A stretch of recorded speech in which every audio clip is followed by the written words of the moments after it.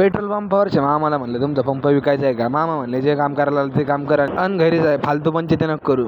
गजब बेइज्जती है. तर नमस्कार मंडळी, स्वागत आहे तुमचं आपल्या 10K जर्नीच्या नवीन एका ब्लॉगमध्ये. आजचा विषय जरा युनिक होता. आज रक्षाबंधन असल्यामुळे कॉलेजला सुट्टी होती का नव्हती ते नाही माहिती, पण आपण सुट्टी टाकून दिली आणि 520च्या स्पीडने आलो डायरेक्ट पंपावर डिझेल घ्यायला. त्या डिझेलच्या सेक्शनवरती पण आपला कार्यकर्ता गाडी घेऊन उभा होता. त्याला म्हणलं कॉलेज, तो म्हणे सुट्टी. म्हणलं बरं आहे. ते पंपवाले मामा म्हणले थोडा वेळ थांबा लागून, डिझेल शिल्लक नाही. खाओ माँ कसम. आपण कधी पण जरी पंपावर आलो ना तरी आपल्याला अर्धा एक तासाच्या वरच टाइम लागतो.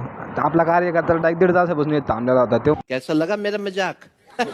जाऊन द्या म्हणलं, डिझेल नाही भेटलं तरी चालेल, गाडीत ना पहिल्यांदा पेट्रोल टाकून घेऊ, नंतर पेट्रोल संपलं तर गाडी लुटी जाणं लागेल. दानका विषय. आणि पेट्रोलच्या सेक्शनला एकदम तुफान गर्दी होती. गर्दीतून वाट काढून पेट्रोल टाकून साईडला येऊन बघितलं तर काटा थोडं पण नव्हता हल्ला.